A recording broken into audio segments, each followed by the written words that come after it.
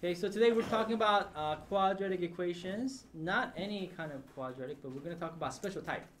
Okay, not a generic type. By the way, what is a quadratic equation? What are these equations look like? What do they look like? Quadratic equations. Yeah. Well, x squared plus bx plus c. Yeah. So these have equations. Remember we dealt with these before. We've even factored them and so forth. These are equations with x squared terms in them. You guys remember? So like I said, we're talking about special quadratic equation. We want to talk about quadratic equations with perfect squares. Who remembers what perfect squares are? Yes, sir. Like number times itself. Yeah, the number times itself, like 4, 2 times 2, like 100. Does it have to be number times number? What about x times x? Is that a perfect square? Yeah. Do you guys remember perfect square trinomial? We talked about perfect square trinomial. How is perfect square trinomial made? It's basically multiplying 2, yes.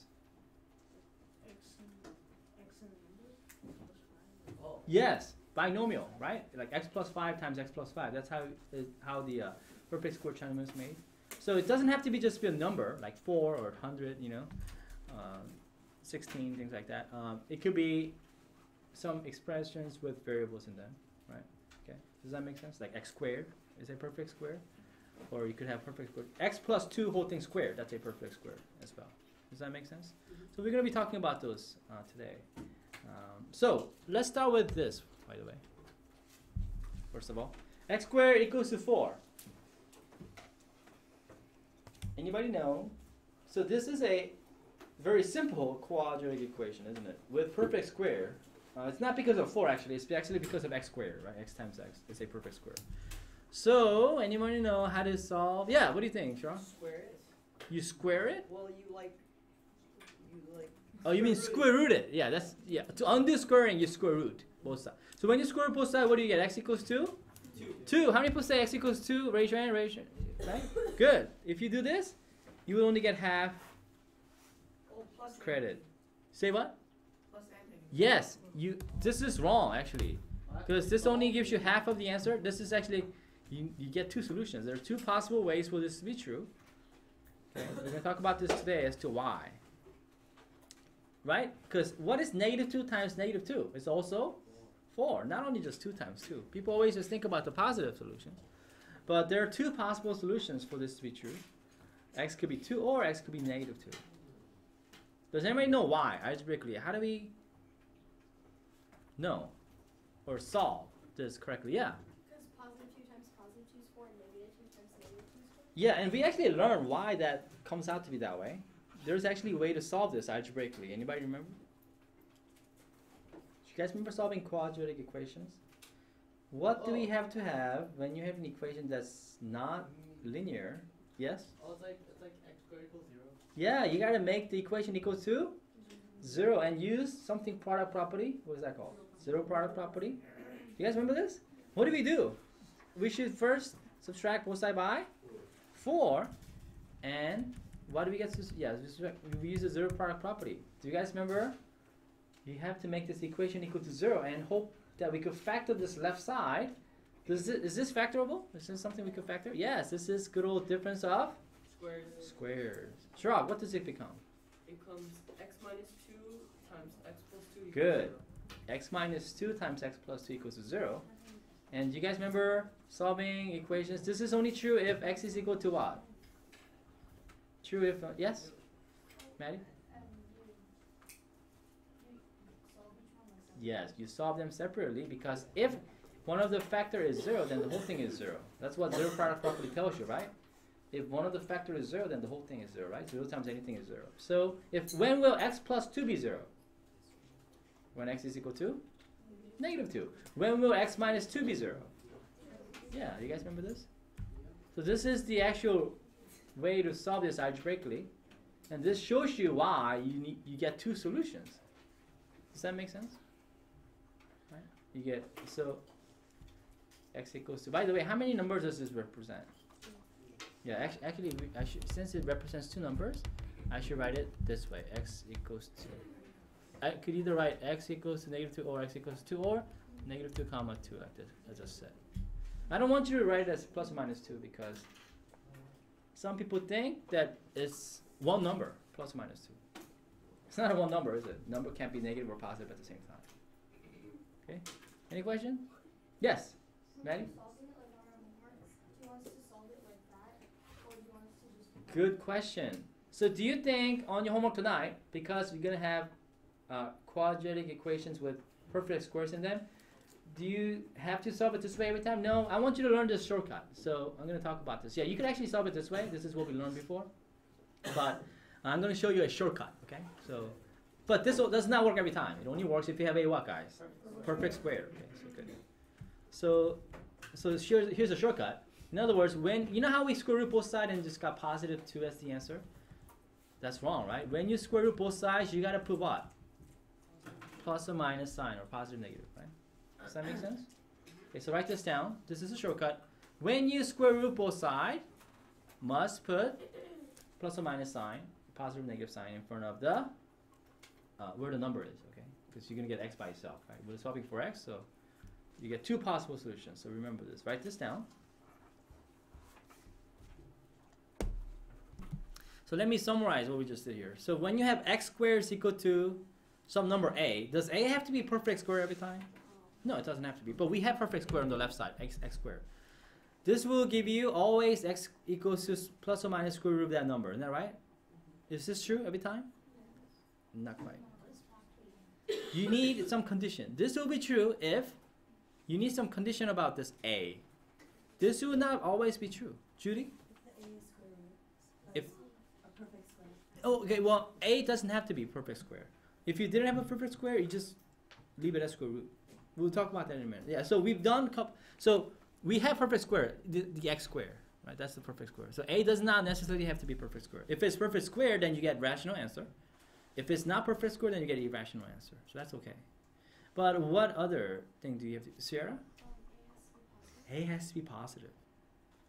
Okay, if a isn't positive, this is not true. So you gotta write this down. So if you're gonna say that x squared equals to a becomes, when you solve, you get a equals to plus or minus square root of a. This is only true if a is positive. And as you can see, if a is positive, you get 2 solutions, correct? Well, what happens if a is not positive? So what cases do you have? If a is not positive, what does that mean? A could be? Yes, Chancellor? Right. Well, not quite. What about this? Hold on. What about this? When do we get x equals to 0? You could actually talk about 2 other situations here, 2 other cases. If a is positive, we get 2 solutions. Here, which a do you have to have so that you get 1 solution, which happens to be x equals to 0? Yeah, when a is what? 0. Okay, so when a is 0, this is kind of a special case. You only get 1 solution, and that 1 solution is x equals to 0. And you guys guessed it. What's the last one? If a is negative, what do you get? What's your solution? No solution. You don't get any because it's impossible. X squared is equal to a. If a is negative, you have no solutions. I wrote down no real solution because when we say no solutions, we really mean no real solutions, right? We're talking about real numbers.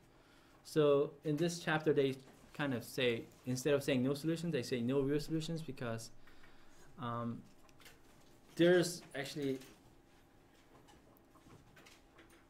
if you talk about different, so there's somebody say, well, if there's no real solution, is there a fake solution? Well, that's not what I mean. There's something called imaginary numbers, which you will learn in algebra too. Imaginary. So to distinguish between imaginary numbers and real numbers, we say no real numbers. No, zillion is a real number. Any number on a number line is a real number. But people came up with this. Okay, we don't want to talk about this.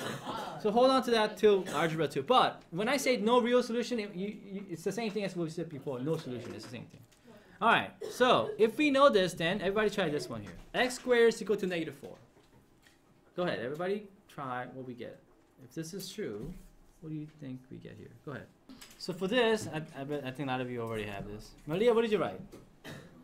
No solution, right guys? How come this has, I wrote no real solution, which is the same as no solution. It's the same as before, right? there's no number on a number line that you could plug in there that will make it go to -4. Is that right? Why? Yeah. Should it be a positive? Yeah, it'll always be positive, right? Even if the two numbers are negative, what's negative times negative? Positive. What's positive times positive? Well, why can't x be -2 and 2? See, -2 times 2 gives you -4. Yeah, and yeah, they're not the same number. We're talking about x times x, right? I'm not talking about -x times x. You know what I mean? So here, yeah, I wrote it down like this. So it's not possible because, you know, x times x. If you multiply same two numbers, it'll always be positive, right? When they're both positive, of course, it'll be positive. When they're both negative, it'll both be positive. Okay. Any question? Just easy. Okay. So you cannot have square root of a negative number, right? Okay. For real numbers. Okay. So here, example 1 says 4x squared equals to 9, and well, this time, don't we want to get x squared by itself, so we could square root both sides? So what should we do first? What can we do so that x squared is going to be by itself? Judy? Divide both sides by 4. Then class, what should we do? John, what should I do? I get x squared is equal to 9 over 4, right? I do what? I square root both sides. And don't forget to put plus or minus, because you get two solutions, right? Whenever you use this shortcut, you have to remember that. Otherwise, you know, you're not going to get every solution. Go ahead, everybody try, see what you get. Yeah. You have the answer or a question? Oh, question.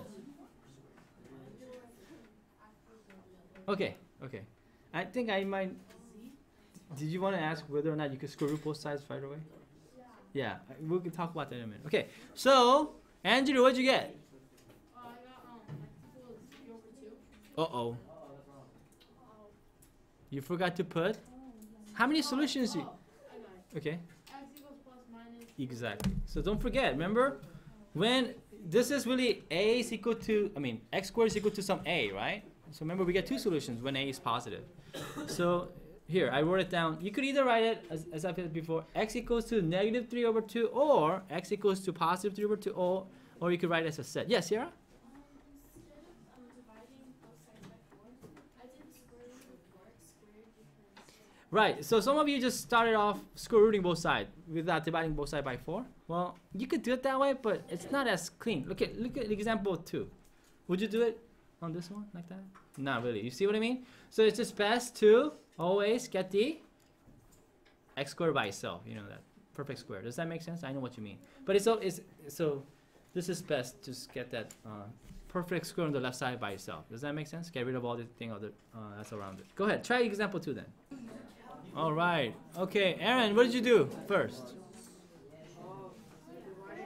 Okay, guys, let's listen now. Okay, here we go. Aaron? Yes, divide both sides by 25. You see, if you just get that a squared by itself, it just kind of makes it really easy, right? So you get a squared is equal to 2. Uh-oh. 2 is not a perfect square. What are we going to do? I think that's why you guys are all talking. Derek, what should we do?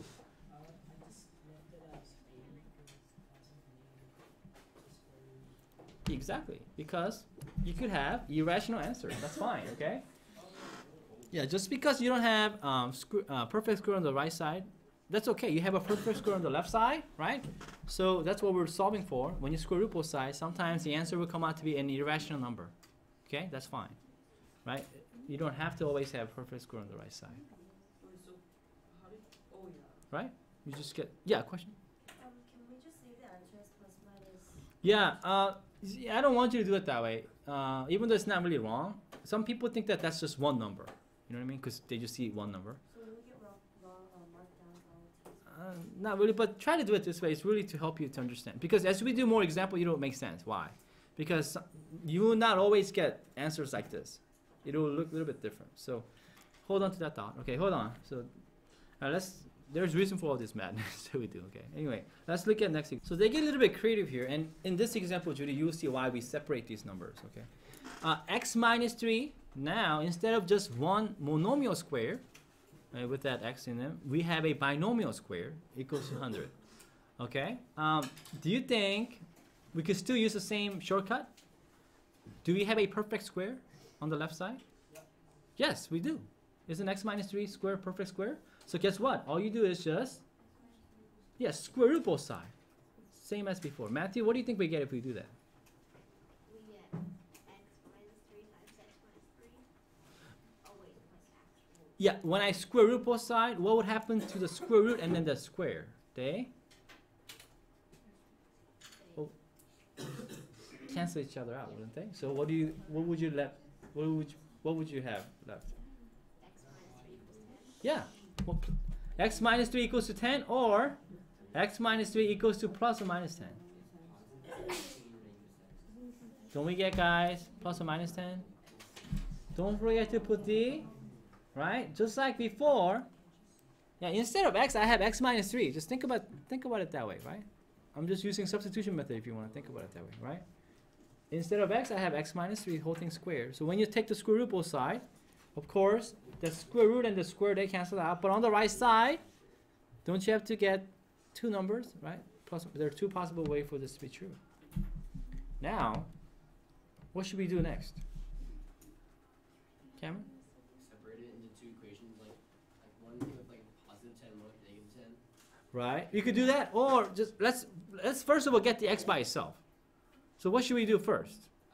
Add 3. When you add 3, what does this mean? By the way, it does not mean x equals to plus or minus 7. Some people just they look at the 3 and 10, they just somehow subtract, or it does not equal to x equal to plus or minus 13. You don't just, right? Because they just look at the 3 and 10 and add them or subtract them. Can't do it that way. This means a little bit something different. Anybody know what this means? What does x equals to 3 plus or minus 10 mean? Chansu? It means two different solutions. What are the two solutions that you get? 13 and negative 7. How did you get 13 and negative 7, guys? You guys see this? Yes. So if it's 3 plus 10 will be 13. Exactly. 3 minus 10 will be negative 7. Yes, okay. So this time, do you see why, Judy, I want you to separate these? Okay, so as you can see, you don't always get answers like plus or minus whatever, right? Sometimes when you have these binomials like this, you get two different answers. X equals to, x could be negative 7 or x could be positive 13. Do you see why I want you to write it separately like this? Okay, so you could either write it this way, x equals to negative 7 or positive 13, or write it as set, okay? Using set notation, using brace. Okay, any question? Yes? Right, but that's a good question. But look at our original equation. Now, because we have a binomial, it's a little bit different. So plug in 7 here. What's 7 minus 3? Oh, sorry, it wasn't this. Negative 7. Negative 7. What's negative 7 minus 3? Negative 10. So the whole thing then becomes negative 10 when you plug in, right? And then you're squaring the whole 10, right? Negative 10. When you plug in positive 13, guess what? You still get 10 squared, you see? That's why. So because you have a binomial, it's not just x by itself. You see why we get two different answers? Yeah, very good. Okay, do you guys understand? Any question?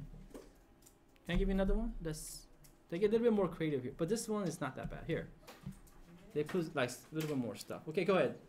How would you do this one? So kind of like example 1. Don't you think it's a good idea to get rid of the 7, move it over to the other side?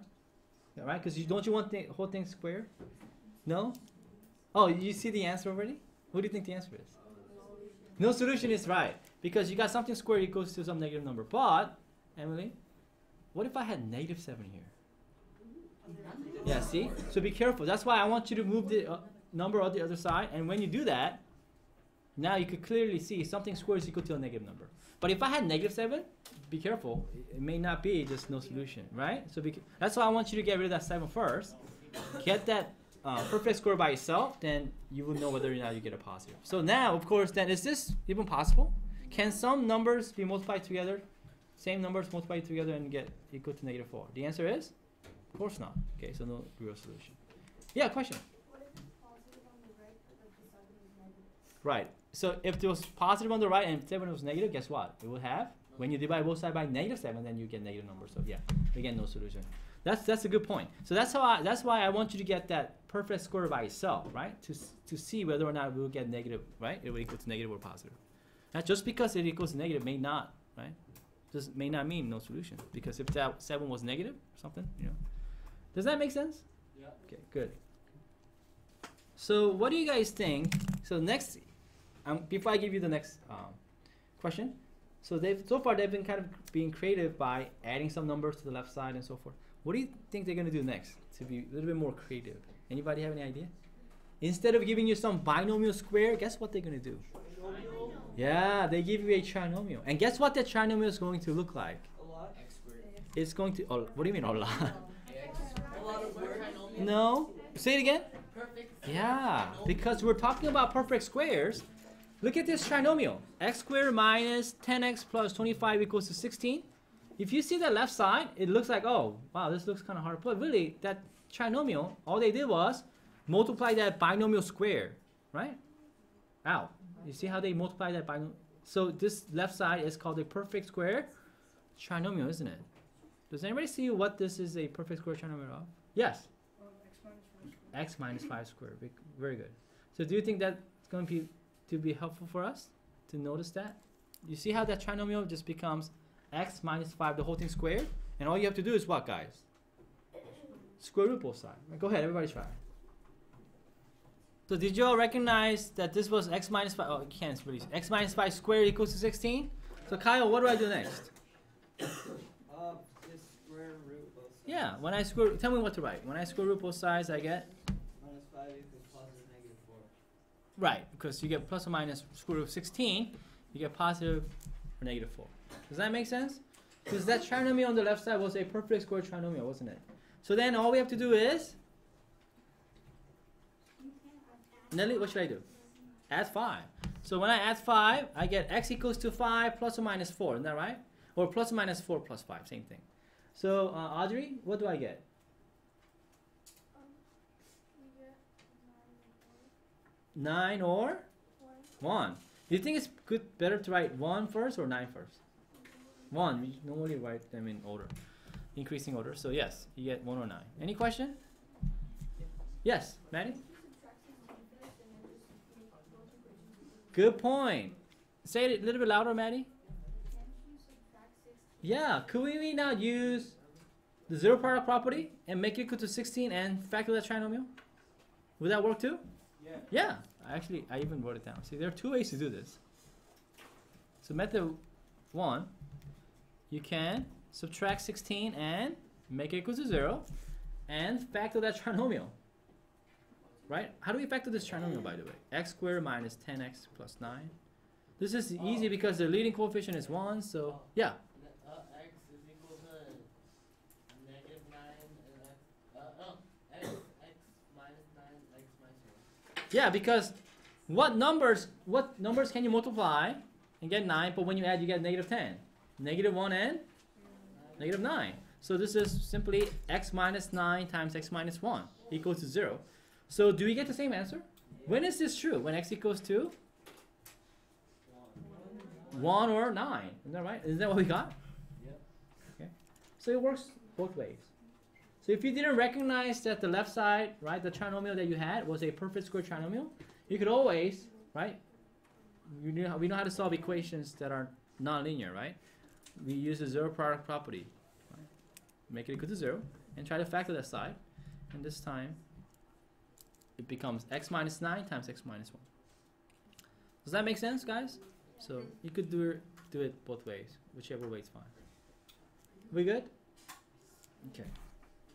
On your homework, by the way, do you think they're gonna give you a perfect square trinomial on the left side? Yeah, because we're talking about perfect square trinomials today. I mean perfect squares today. So the left side is going to be anyway, but it doesn't have to be always like that. Okay. So this is an example 6. It's actually very similar to your homework problem. They give you something like this. It's got lots of stuff around that perfect square. Isn't that right? It's got lots of stuff around x minus 9 squared. So what do you think we got to do first here? Simplify. Get rid of all these. You only simplify expressions. This is an equation. Yeah, get rid of all this 6 and negative 4 and things like that, right? So that you get what, guys? On the left side, you get something squared. You understand? Andrew, what should I do first?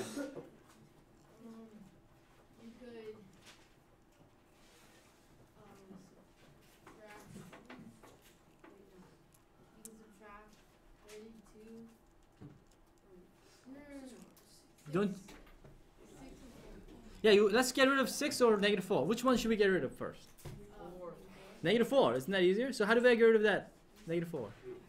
Adding, subtracting 4. You need to? You add 4 again. Yeah, you add 4 to both sides. Then, Ellie, what do I do? Ellie, then divide both sides by 6. Then you get something that we're used to. We get something squared is equal to a number. Right? Isn't this what we've been working on? You see how they got creative here? This is really nothing more than x plus 9 squared is equal to 6, but they just added all this stuff. Okay? See if you know how to do that. Go ahead, everybody. How do you do that? Oh, how do you do this? 6. Then how do you get? Right, so I want you to think about it. Go ahead. Go ahead, good. Yeah, so you don't get a... Yeah, 6 isn't perfect square, is it? So what are you going to do? Yeah, good question. Go ahead, everybody try. Okay, Harrison, what do I do then? After this? You square root them. Yeah, I square root them, right? So I get this. Yeah, so we get this.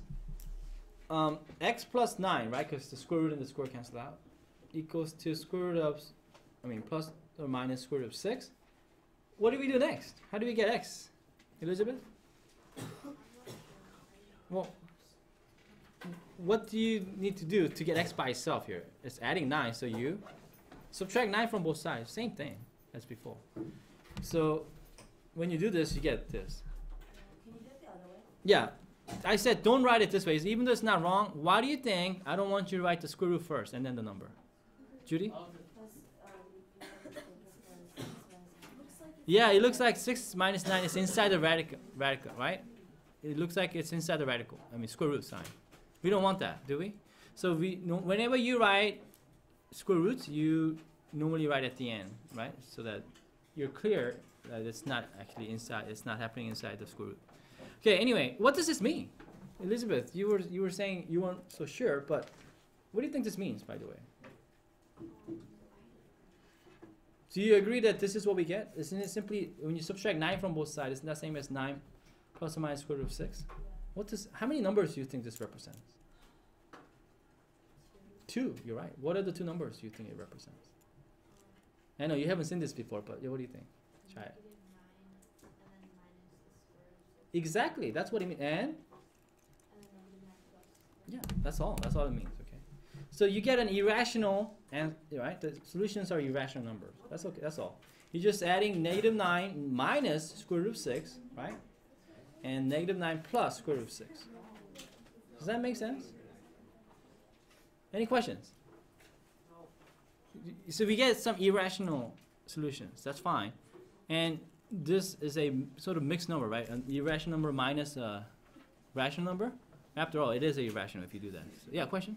Do you have to write it like both of them, or can you try plus or minus? Yeah, write them both. Write them like this, both. Different. Because otherwise, if you write it the other way, people do not understand what it means, really. Right? This just simply means negative 9 minus rad 6, and it means negative 9 plus rad 6. If I write it this way, some people do not know what this really represents. Okay? So show me that you understand what this means. Do you understand? That's why I want you to write it out. Okay? Questions? Okay, here's a problem from your homework. 4 times x minus 2 squared equals to 1 over 49. Okay, this looks a little bit different than other ones. Go ahead, everybody try. Okay. They got big creative. It's not that hard. Go ahead, everybody try. By the way, what are you going to do with that 4 first? Divide both sides by 4, right? Go ahead. How do you do that? Yeah, think about it. It's a group. You ask each other questions, guys. So, did you all divide both sides by 4? Yes, first? What's it mean to divide both sides by 4? Same as multiplying by the reciprocal. That's correct. So, don't you just get 1 over 196 on the right side when you divide both sides by 4? Did anybody multiply both sides by 4? Because that would be wrong, right? Because if you multiply both sides by 4, you don't get rid of that 4, do you? Okay, then, hold on. Okay, how about Savannah? What do I do here? Shh. Okay, Kobe? Pay attention. Let's go. Pay attention. Savannah, what do I do? Square root both sides. Right, guys? When I square root both sides, did you all remember to put plus or minus? Yes, sir. I did. By the way, when you were doing square root of 196, isn't this square root of 1 over square root of 196? Yeah. What's square root of 196? Well, how did we get 196? Wasn't it 49 times 4? So I just did it as 49 times 4 because that's a perfect square, right? So don't you just get 14? Right? Doesn't it become 1 over 14 plus or minus? So, okay, so then, okay, you guys need more time? Or Judy, you guys good? Then what do? We add? Yes, 2 to both sides. Well, is this the best way to leave the answer? No. 2 is really what? 2 over 1. Always simplify. So always simplify. Is this the best way then? No, you need a common denominator when you're adding or subtracting fractions. So what does 2 become? 28 over 14. Yes, 28 over 14. Alwyn, what did you get as your answer? 1 over 13, no, 1 over 14, and 2, 1 over 14. Yeah, you could do it that way. I just left it as improper. Is that okay? It's okay to leave it as improper. So you get 27 over 14, and 29 over 14 are your solutions. How many people got the solution this way? Very good. Do you have to make it into mixed fraction? No, you don't need to. You can leave it as fraction. Are we good? Any questions? People really get confused with these. This is like the most people make mistake on these type of questions. Watch this. I want you to note the difference between these two. I got x squared is equal to 4 versus square root of 4. How many solutions, first of all, does x squared is equal to 4 have? We just talked about this in the very beginning. 2. What are they, class? That's right, negative 2 and 2. And this is an equation. Would you not agree? What about the square root of 4? How many answers do you think you could get for square root of 4? How many people say 1? Raise your hand. How many people say 2? See, this is where people get confused. Again, how many people say 2?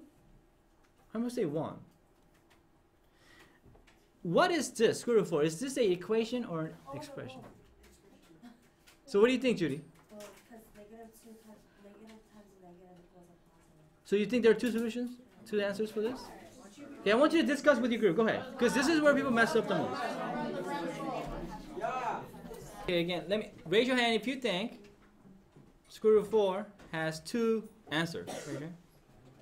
I'm gonna say just 1. Okay, good. This has, I can't even say solution because is this an equation? No, it's an expression. What do we do with expressions? We simplify. And what is this number, a positive number or a negative number? Positive number. When you simplify a positive number, what does it come out to be? A positive number. It doesn't become plus or minus, right? Or negative. So it's when you simplify a positive number, it's just the answer is 2. Why do you think people get confused? Yes, Talene, let's listen.